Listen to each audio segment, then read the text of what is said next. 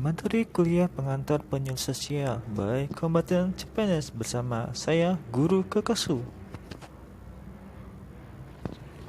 Penjabaran penyuluh sosial dibagi menjadi 8 bab, yaitu hakikat penyuluhan sosial, tujuan penyuluhan sosial, metode penyuluhan sosial, prinsip dan fungsi penyuluhan sosial, konsep penyuluhan sosial, faktor pendukung dan penghambat, sejarah penyuluhan di Indonesia, dan undang-undang yang berhubungan dengan penyuluh sosial.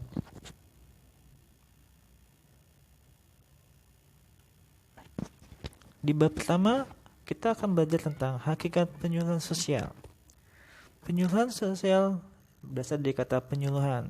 Penyuluhan berasal dari kata suluh yang berarti obor atau alat untuk menerangi keadaan yang gelap. Dari asal kata tersebut dapat diartikan bahwa penyuluhan yaitu suatu usaha untuk memberikan penerangan atau penjelasan kepada mereka yang disuluh. Menurut Pusat Penyuluhan Sosial Departemen Sosial RI, penyuluhan sosial adalah suatu proses pengubahan perilaku yang dilakukan melalui penyebarluasan informasi, komunikasi, motivasi, dan edukasi oleh penyuluh sosial baik secara lisan, tulisan, maupun peragaan kepada kelompok sasaran sehingga muncul pemahaman yang sama, baik itu pengetahuan dan kemauan guna berpartisipasi secara aktif dalam pembangunan kesejahteraan sosial.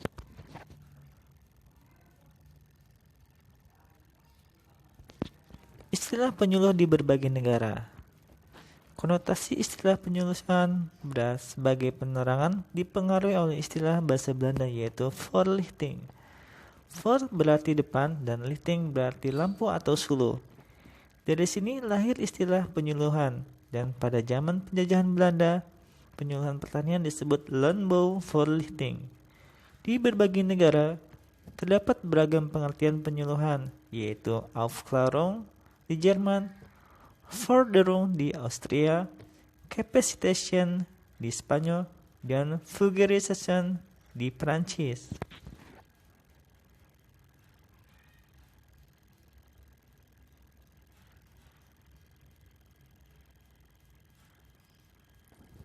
Sedangkan menurut puslik.kemsos.go.id, penyuluhan dapat dipandang sebagai sebuah ilmu dan tindakan praktis. Sebagai sebuah ilmu, fondasi ilmiah penyuluhan adalah ilmu tentang perilaku atau behavioral science.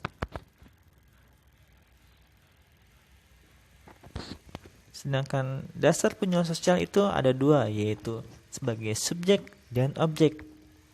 Subjek adalah manusia sebagai bagian dari sebuah sistem sosial, dan objek adalah perilaku yang dihasilkan dari proses pendidikan dan atau pembelajaran proses komunikasi dan sosial.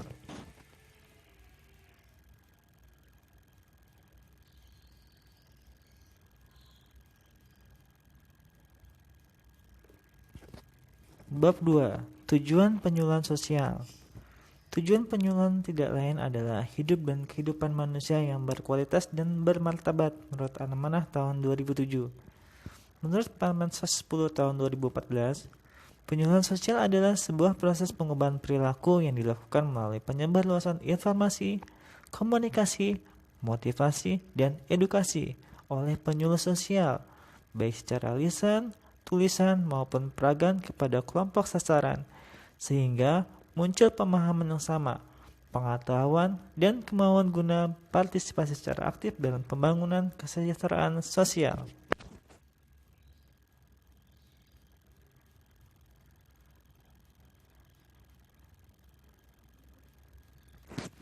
Falsafah penyuluhan sosial. Menurut Kelsey dan Hearn tahun 1955, bekerja bersama masyarakat untuk membantu mereka agar dapat meningkatkan harkat martabatnya sebagai manusia. Penyuluh bekerja bersama masyarakat, bukan penentu atau pemaksa, melainkan mampu menciptakan suasana dialogis, menumbuhkan partisipasi masyarakat.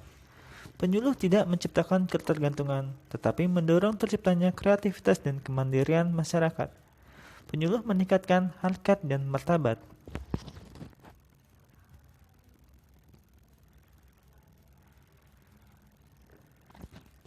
Penyuluhan sosial di Amerika dikenal dengan istilah 3T, yaitu Teach, Truth, dan Trust. Teach Penyuluhan merupakan pendidikan, yaitu kegiatan yang dilakukan dengan proses pembelajaran. Truth. Penyuluhan menyampaikan kebenaran yang dilakukan melalui proses uji coba atau penelitian. Trust. Penyuluhan diyakini memberi manfaat bagi penerima.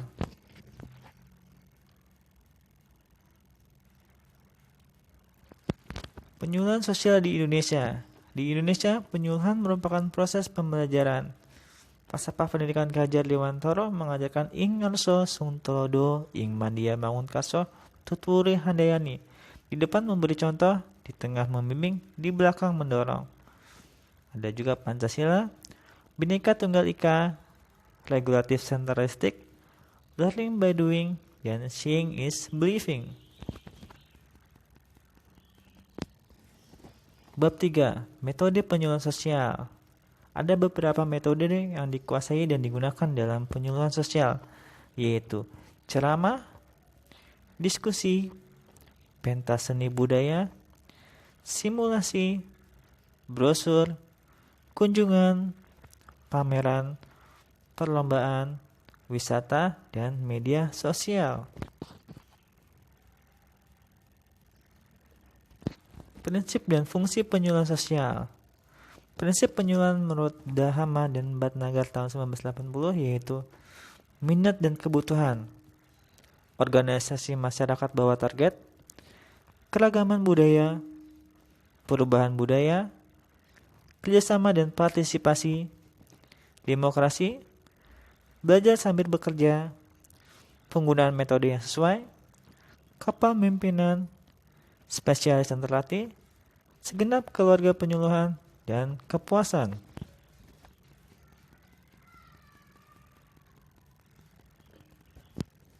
Fungsi penyuluhan sosial dibagi menjadi 4, yaitu fungsi preventif, fungsi remedial, fungsi pengembangan, dan fungsi penunjang.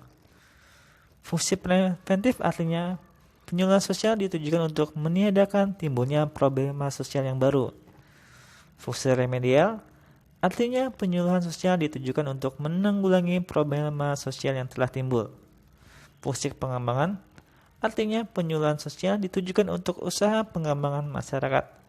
Dan fungsi penunjang artinya penyuluhan sosial tidak hanya ditujukan pada bidang kesejahteraan sosial saja, tetapi juga pada dapat menunjang program lain secara lintas sektor.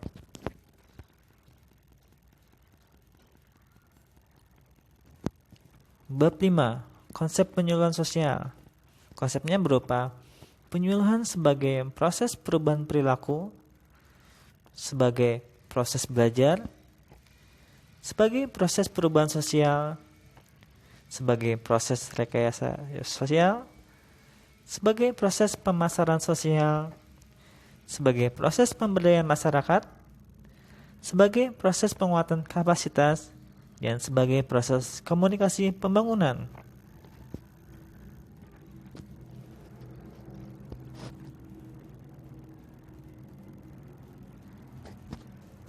Faktor apa saja yang mendukung dan menghambat? Faktor pendukungnya berupa semangat bekerja penyuluh, dukungan dari Dinas Sosial Provinsi dan Kabupaten atau Kota setempat, jaket penyuluh membantu membuka akses, apresiasi warga, dan tersedianya sarana pribadi penyuluh berupa motor dan handphone.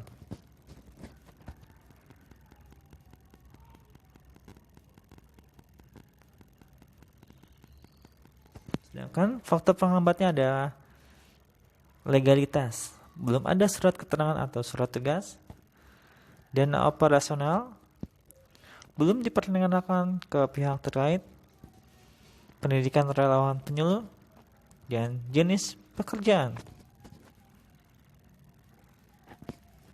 Bab 7. Sejarah penyuluhan di Indonesia. Sejarah dan perkembangan penyuluhan di Indonesia tidak jauh dengan penyuluhan pertanian. Di Indonesia, perkembangan penyuluhan mulai tercatat bersamaan dengan berdirinya Departemen Pertanian atau Landbou pada tahun 1905. Hal ini dilakukan oleh semacam penyuluhan pertanian yang ditugaskan secara khusus untuk memberikan nasihat tentang pertanian.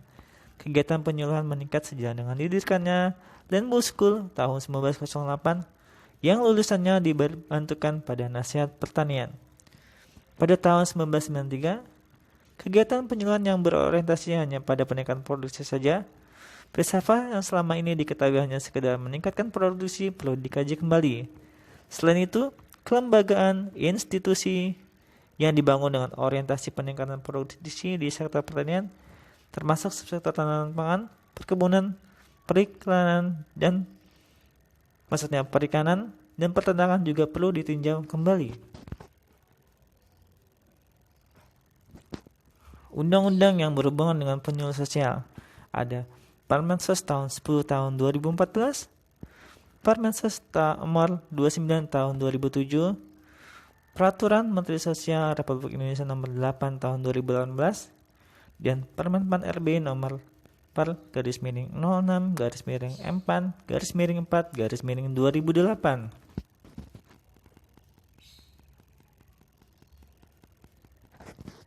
Dan inilah daftar pustaka yang diambil untuk materi hari ini. Ada Ihyaulumuddin media.bki.wordpress.com, media.neliti.com, ada puslit.kamsos.go.id, netisulistiani.wordpress.com, a321211444blogspot.com, dan www.script.com.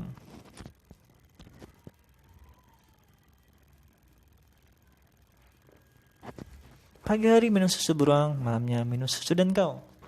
Jangan patah semangat dan terus berjuang terhadap keputusan yang bikin hati galau. By Backlaw. Sekian materi hari ini, semoga bermanfaat ya. Jangan lupa untuk subscribe, like, dan share. Dan terima kasih.